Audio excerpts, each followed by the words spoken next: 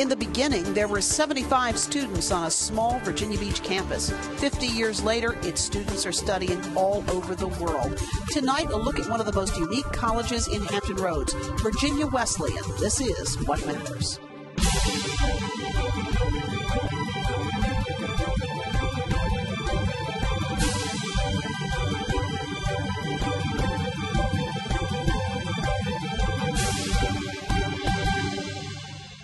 Good evening, I'm Kathy Lewis. It got its start in 1961. 75 students coming together to form the very first class. Today, its 300-acre campus in Norfolk and Virginia Beach sends students throughout the world, and this year, Virginia Wesleyan College celebrates its 50th anniversary. Joining us tonight is the president of Virginia Wesleyan College, Dr. Billy Greer. Nina Ruiz is a senior at Virginia Wesleyan. She's also the president of the Student Government Association. And Dr. Stephen Mansfield joins us as well. He is the college's former first vice president of academic affairs and dean. He's also the author of a brand new book, Wisdom Lights the Way, Virginia Wesleyan College's First Half Century. Welcome to all of you, and thank you for being with us. And before we go any further, we say go Marlins, right? Yeah, absolutely. We have to say that. Yeah, Marlins absolutely. getting ready to get it done in the NCAA tournament, so well done. Well, thanks to all of you for being here. This college has such an interesting history in this community, and you have been there for a fair 19 years. Part of it, haven't you? Yeah, 19 years. And so what is it that drew you to the college in the first place? Because you were a college president at some other college we will not name. That's right, in North Carolina. Well, it was when I came and looked at Virginia Wesleyan and thought there just might be a possibility of that happening, the question I asked myself is, can I fall in love with this place? And that's always been important to me. I couldn't just go through the motions. And as I walked around the campus and I talked to students and talked to faculty and staff, trustees, I came away saying, you know, I could. This is a special place, and it was a very special place then, and I hope still now. Lambeth Clark did a wonderful job of bringing the right people on board and giving it a substantial foundation. Wouldn't you say, Steve?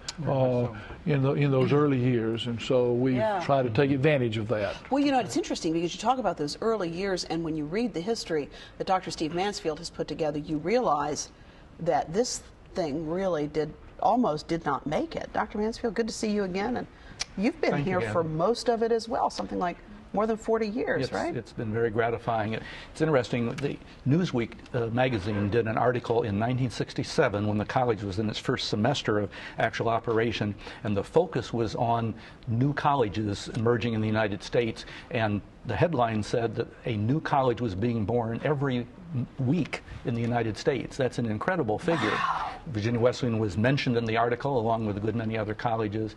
In the following decade, in 1970, 71 colleges closed their doors. So it was an exciting time to be born, but it was also a challenging time. And some of those schools mentioned in the article, like Eisenhower College and Parsons in Iowa, closed.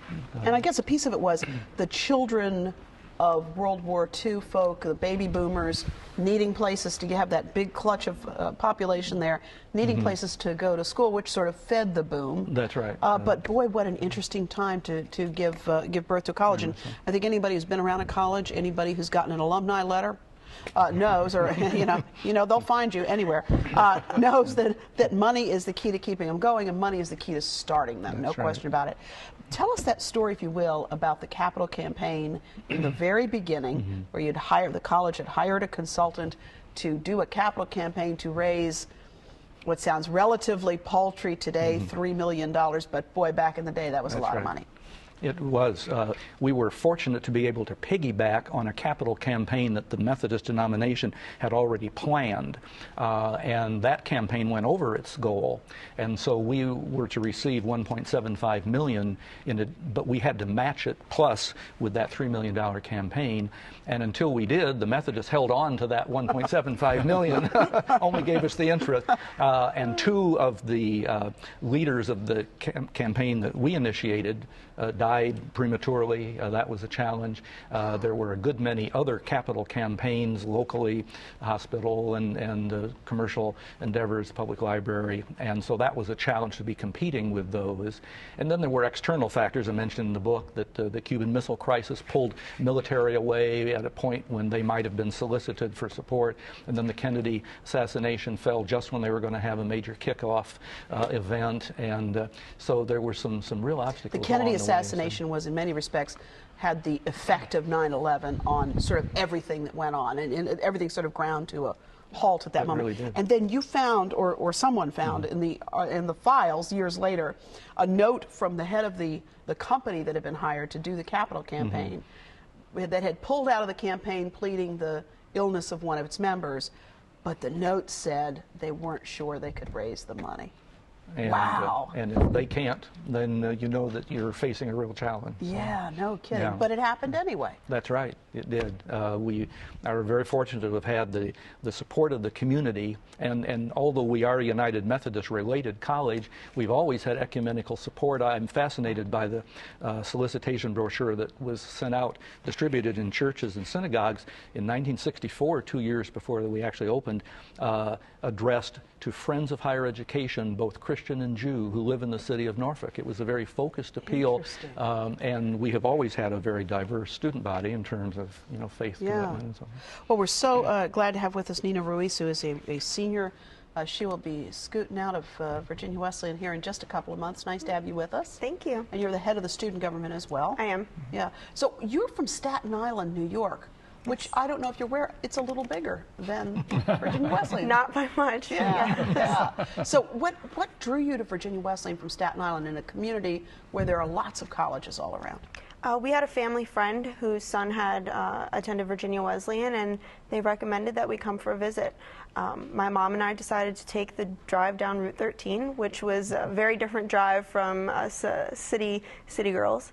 And I came here. I remember waking up and absolutely loving the college. Really? I loved the atmosphere, and I loved all of the opportunities that it had.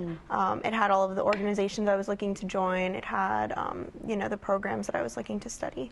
So it was great. Yeah. When you talk about waking up on the grounds, I mean, these are 300 acres that literally sit between Norfolk and Virginia Beach. That must have been so different for you. It was. We were actually across the street at the hotel, but I can vividly remember waking up, and you can almost see the campus from the hotel, and it was. I just knew I was home. Yeah. And so tell me what your 4 years have been like. Was there ever a moment when you doubted your decision, or did you say, "Yep, this is where I needed to be all the way along"? No, I never doubted my decision. I wanted a small school. And I definitely found you were telling me you're 5,000 people in your school. In my high school. Yeah. Yeah, I remember I was number 110 out of class of 921. Wow. So this will be my first graduation where I actually get to walk across the stage. They just called our names at my at my first graduation. Yes.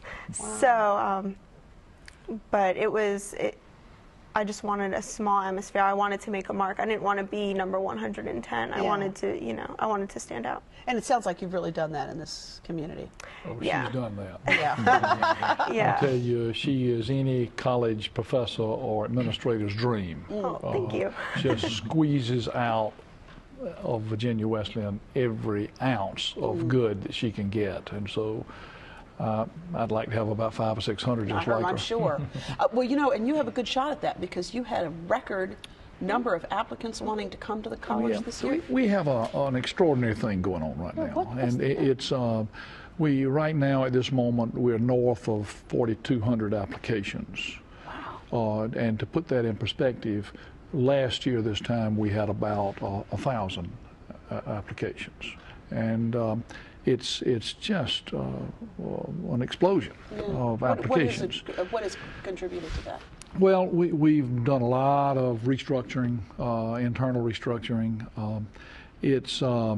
We've really picked up the pace on our recruiting strategy. I like to say that we are recruiting students now right down to the last digit in the zip code. And we're going after students like Nina who want to be a Marlin, want to be at a place like Virginia Wesleyan, and when they say they're coming, they come and they stay. And so we're much more sophisticated right now in recruiting than we have ever been. And then you also made a decision that other colleges are making as well, not to require some of these tests that are such a barrier for Well, we people. know that yes, we know that there are stars out there in the classroom who don't test well. Right. And about 800 colleges and universities in this country have said, look, we're not going to require the SAT of a student if Right. they have a grade point average in meaningful college-bound courses of 3.5 or better.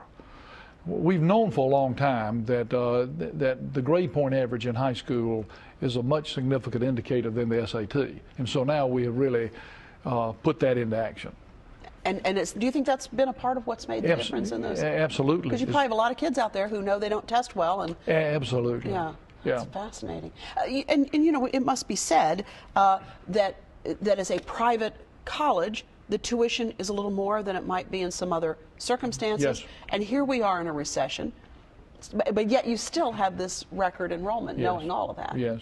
Well, that one aspect of our revamping of things has been our financial aid package for students. And well, we couldn't stay in business if we didn't have a meaningful financial Sure. aid package for our students. So we are able to get that gap between what Nina might have paid at a state school Right.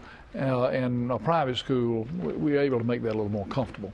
And I guess all of that is helpful if you're gonna be choosing a college either in state or out of state, right? Oh, yeah, Because definitely. travel's a piece of it as well. Well, we have some tape, and I think Virginia Wesleyan's been good enough to provide this for us, talking with some students about why they love this place. I've really liked it here. I've liked how easy it was for me to get involved on campus. I'm in a sorority, which has been a really good experience for me. I'm an RA I've been an RA for like a year and a half now, and I love doing that as well. It's a really inclusive community. You get a chance to do a lot of things that you want to do, and there's always some kind of activity going on, and you know, I think it's a good balance of like, you can do this academically, but you can do this socially, and you can just have a good mix and just really experience everything you want to experience. As soon as I stepped on the campus, I fell in love with it. My mom was with me, and we sort of knew at that moment that it was the right place to be. And I've gotten an opportunity to meet many, many different kinds of people here. I've gotten involved a lot. I mean, I have 3 majors, and on top of that, I'm a member of the Student Government Association, and I'm president of my own organization. And so it's just been, I've been able to work in the offices on campus and meet different administrative staff and various things like that. So it's been very nice. Aided recall is your I chose Virginia Wesleyan just for the small classroom settings. The beach is pretty awesome. It's 5 minutes away. It's challenging, but it's not so drastic to a point where you're cramming your head in the books every night. Overall, it's been a pretty good fit, and I'm happy with my decision. I probably did better going here than I probably would have at the University of Virginia. I've had an internship with Stihl Incorporated. It's the German chainsaw manufacturer in Virginia Beach, Virginia. Also received a fellowship for the Environmental Protection Agency and got to work in Denver, Colorado over the summer working for the EPA. So I've had a lot of sort of opportunities outside of just sort of my academics that I wouldn't have had anywhere else. I gave Virginia Wesleyan a try, and I fell in love with it since day one. I had the opportunity to write for the Marlin Chronicle, which is a newspaper for our school. I'm able to speak to my professors at any time. I have a great connection with my peers and my professors as well. I know majority of everybody on campus. I love the small community, and it's a great atmosphere. Well, I would not do at all well in the Ethics Bowl as Virginia Wesleyan College students did because, well, I will do well in the Ethics Bowl because I should apologize to our crew. Our crew actually shot that piece, not the college, so the ethics is saying I erred. Is that right? Is that how that goes?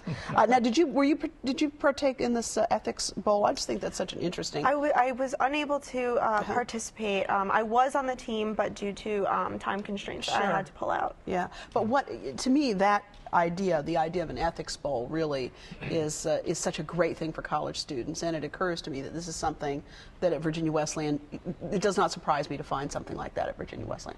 Yeah, it's a wonderful event. It involves 15 colleges and universities in the Commonwealth, and come together once a year in February and tackle difficult case studies about particular issues. And it's pretty exciting. And these young people that make up these teams, Nina will tell you, they take it seriously. Sure. I mean, it's but you know, isn't that a wonderful thing when you look at the statistics on cheating, and you look at what these attitudinal surveys of young people around these issues? It's good to know that you have an ethics bowl on campus and that you can practice these things.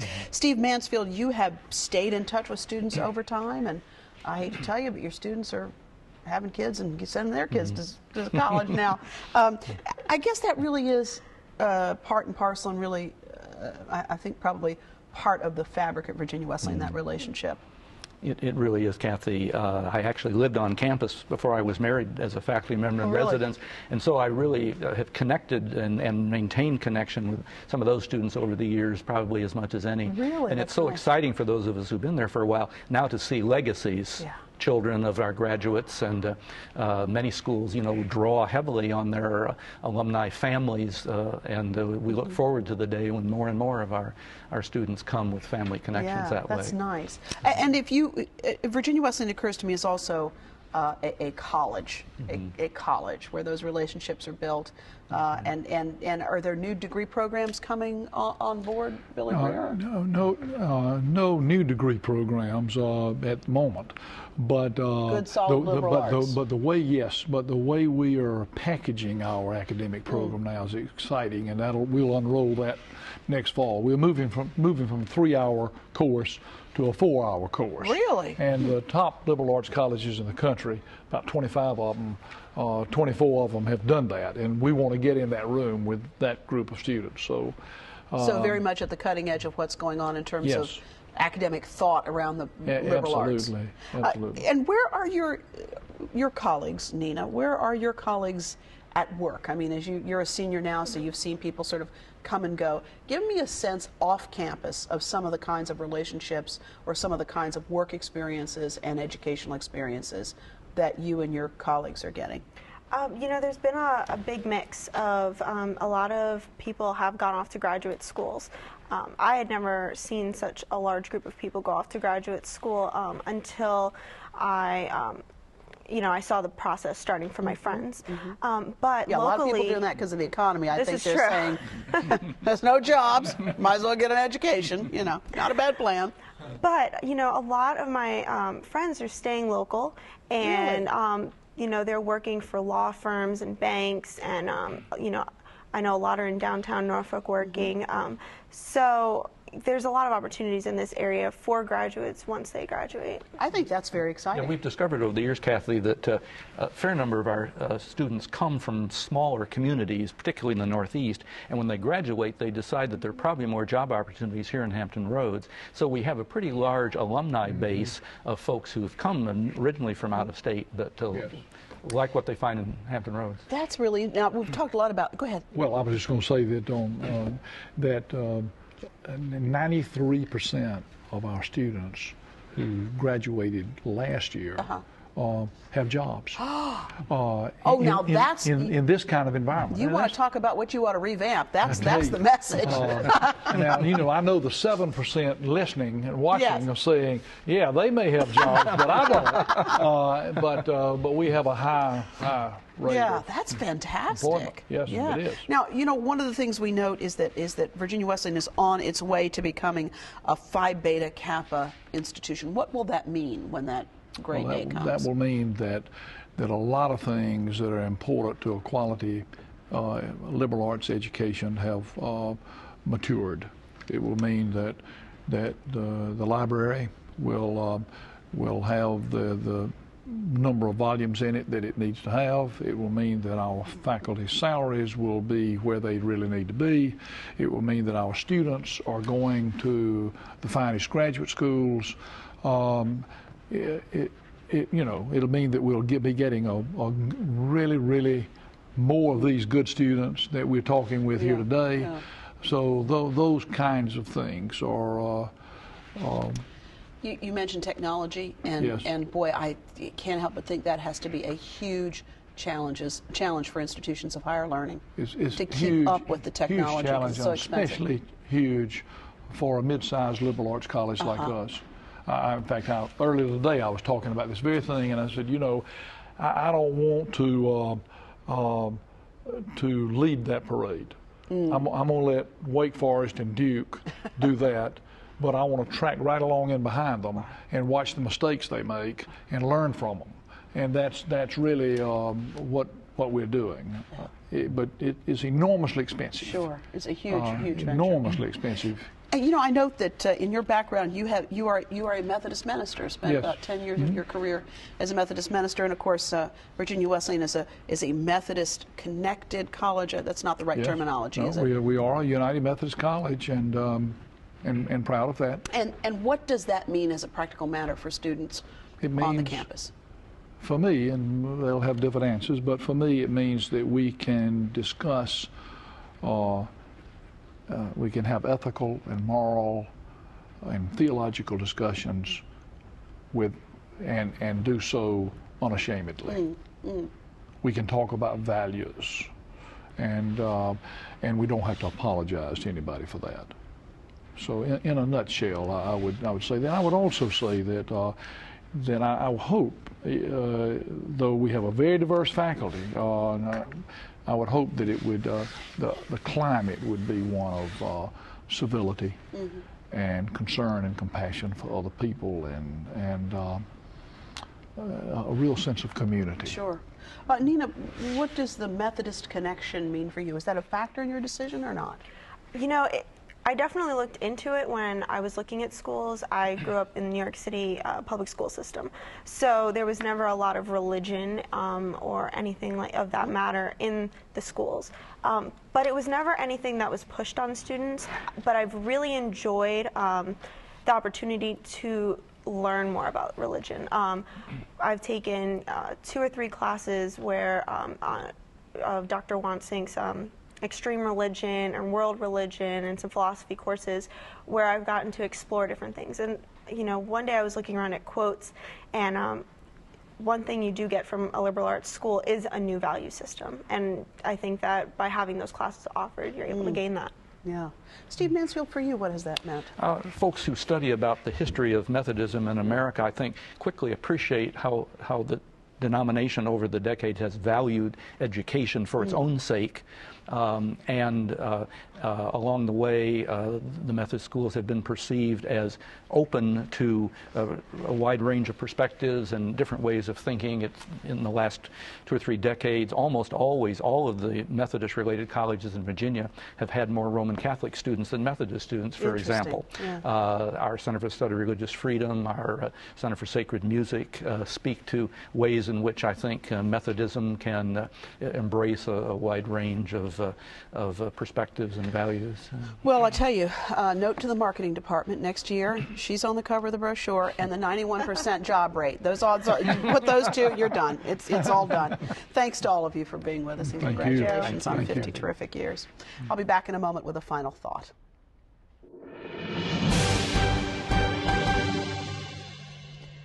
You can probably tell, but I will admit it anyway, a strong affection for Virginia Wesleyan, in part because the college reached way down one year and awarded me an honorary doctorate.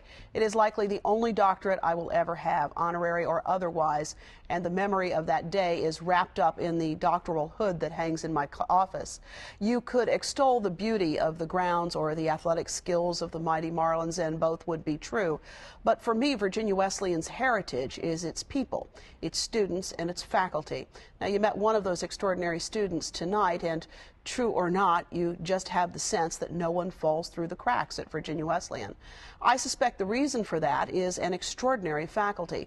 Some are no longer with us. The gracious Del Carlson, a political science professor who was patient and kind to new reporters trying to understand the political scene in Virginia.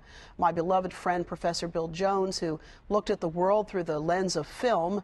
Bill introduced Hampton Roads to as holy a thing as any that could happen on a Sunday morning. the First Look Film Forum at the narrow expanded cinema where patrons could see new movies and experience the magic of a post-show conversation with Bill. I think of the irrepressible Dr. Craig Wansink, and you just heard Nina talk about him earlier, whose discussions of religious diversity are delivered with such charm and wit that you really do feel like there is hope for harmony after all. And I think about Dr. Terry Lindvall, who knew C.S. Lewis through and through long before the Chronicles of Narnia hit the silver screen and made the enigmatic C.S. Lewis a cool household name. Each of these professors understood a fundamental truth, that Virginia Wesleyan is a place where professors don't just care what students are learning, they care about who they're becoming. And career preparation is only part of the story.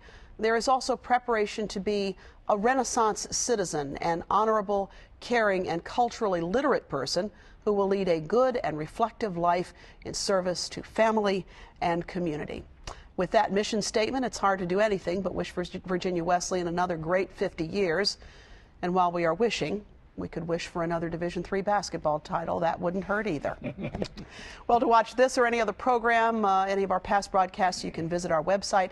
That's whatmatters.tv, and that's where you'll find any number of ways to get in touch with us. You can also join us as a fan on Facebook and on the radio for more local talk. I hope you'll join us for Hearsay. That's 89.5 WHRV. We are live each weekday at noon, and we will be glad to take your calls there. Thanks again for watching. I'm Kathy Lewis. Go Marlins, and we'll see you next time for another look at what matters.